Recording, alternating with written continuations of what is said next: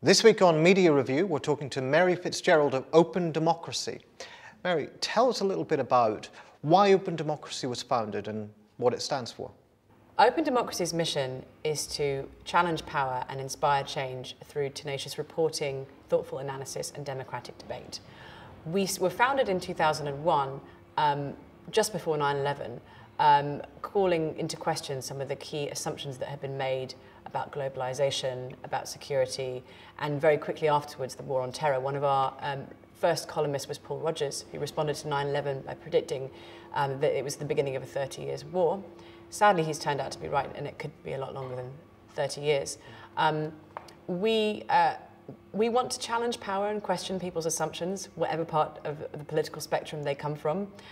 We cover human rights, democracy, environmental justice, social justice, economics, anything that's relevant to the way people's lives are experienced and how that relates to questions of democracy, freedom of speech and human rights across the world. So your website focuses a great deal on in-depth material, investigative reporting, but also in-depth commentary as well. A lot of our contributors are academics or come from academia or policy, and these people who've written reports and books on some of the most interesting and challenging problems in the world. And you want to give people the space to discuss those ideas in depth with the nuance and complexity and the richness that they deserve. You mentioned investigative journalism as well, and yes, we do a lot of that. We have an outstanding journalist called Claire Sandbrook, who runs a project called Shine a Light, which is a fabulous project which exposes injustice in the UK but across the world. She's been particularly good at breaking stories about G4S and their activities everywhere. We recently ran an ongoing investigation into how £500,000 was effectively laundered through the DUP in Northern Ireland to pay for Brexit, or to pay for Brexit campaigning. And what has appeared to happen in this case is that somebody gave the Democratic Unionist Party nearly £500,000 to spend on pro-Leave newspaper adverts. And because they gave it to a Northern Irish party, they were able to keep their names secret. And we've done a lot of digging about who the secret donors are. We've managed to reveal quite a bit already. We've forced parliamentary questions. We've led the media coverage on this. The DUP has been forced to give the name of the company that gave them the money in a failed bid to pretend that they were being transparent about that. And we're finding more about the sources of funds behind that company. So it's an ongoing story. Watch this space. I mean, let's talk about Leave and the whole Brexit campaign. How have you decided to cover the issue of the EU and particularly Britain's role in it? The first thing I will say is, in this subject, as with every subject, we strive for pluralism. Our Brexit coverage included the voices of people who are pro-Leave and pro-Remain, and many, many voices who were just speaking to the complexity of this issue. One of our more well-known contributors, Yanis Varoufakis, has written for us about this extensively, about the lack of democracy and accountability in the EU, and of course he knows this from being inside the belly of the beast, as he would say. We did a lot to tease out the nuances and to try and bring European voices and perspectives into what was an incredibly parochial conversation here in this country. So Open Democracy is able to cover a number of stories that mainstream media organisations aren't able to. Can you tell us about an example of that? We try very hard to tell stories that other people and other organisations can't or won't for whatever reason. Back in late 2014, one of our main contributors, Peter Roebourne, who was one of the biggest, best-known journalists in this country and a political commentator for the conservative, right-leaning daily newspaper, the Daily Telegraph. But back in late 2014, he was doing some work looking at HSBC, and in particular how HSBC had shut the accounts of prominent Muslims involved in the Gaza relief effort. And he thought this was newsworthy, and he wrote a few pieces for the Telegraph about it, and they kept on not publishing them.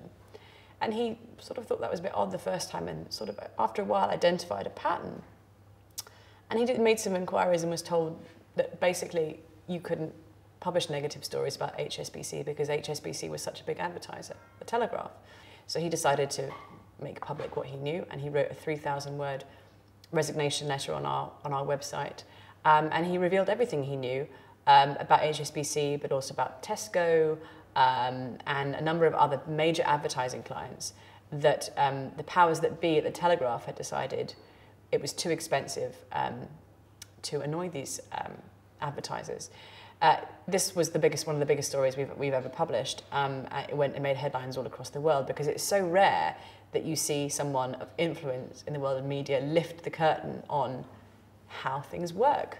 I think what really touched a nerve was the fact that people have always known that corporations lobby politicians, but people hadn't really thought about how corporations can lobby and court media and how they can influence and subvert what gets published and what the public becomes aware of.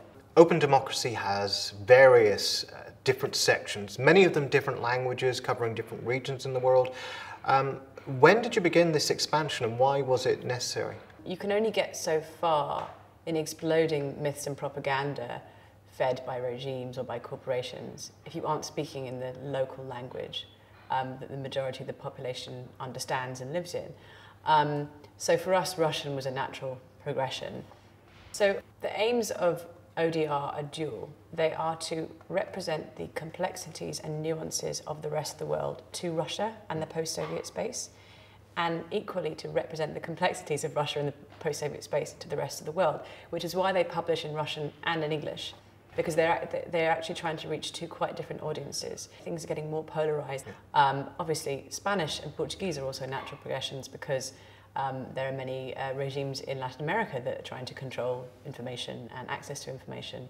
And it's a vast continent. So we've just recently launched Democracia Abierta, which is aimed at a Latin American audience and translate a lot of what's published in English into Spanish and Portuguese to help bring those perspectives to Spanish and Portuguese speakers in the region. And the same thing happens in Arabic. And with Arabic in particular, the goal is to reach less educated, less elite audiences.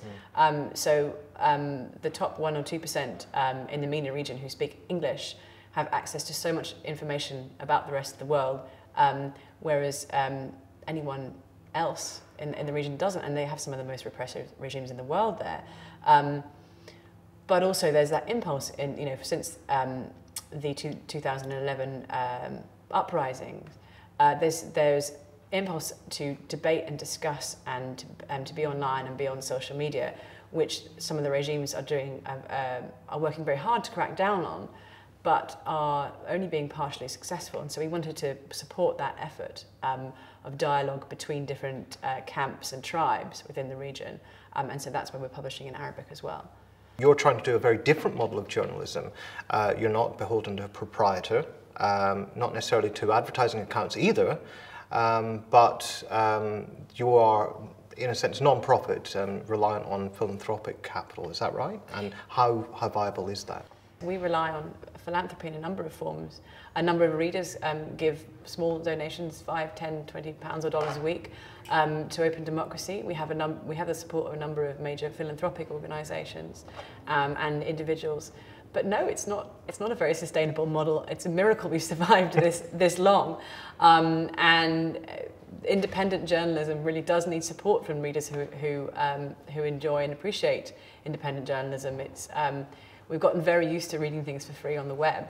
Yeah. But if you value freedom of speech, freedom of thought, and independent voices, then you need to support their continued existence. I would say that very passionately. It is all about debate and dialogue, isn't it? Because, I mean, a lot of what happens on your website, and it's not all reducible to an editorial line, is it? Every editor has editorial freedom to make the decisions that they think are right. We do have a value, which is pluralism, which means that we publish voices we disagree with, and we try and bring together different perspectives in debate and in dialogue. Unlike many other organisations, we have an open submissions policy, so anybody can write for us, anyone can send us what they've written or what they've produced, whether it's radio or video, and we will consider publishing it, and we work with much less experienced authors and writers to get their points and their voices out to the wider world. Can you tell us a little bit about who reads your website? And I mean, it's a vast website now, many different branches, but I noticed on the website the other day you were describing how about 40% of the readers are activists. And that's one way of breaking them down. Can you tell us a little bit more about them? Yeah, so the first thing is we are read by people who work at changing the world and who want to change the world. 40% describe themselves as activists. That's very broad, and they're not all working for campaigning organisations, but they describe themselves as activists because of the decisions they take in their life and the things they do in their life. It's a highly educated audience. What our readers tell us is that we are a platform for exchanging ideas and strategies for people working for social or political change. So we're a resource for those trying to change the world for the better, and a guide and a place to come to share ideas and practices and think about collaborations for people working to change the world from different parts of the globe.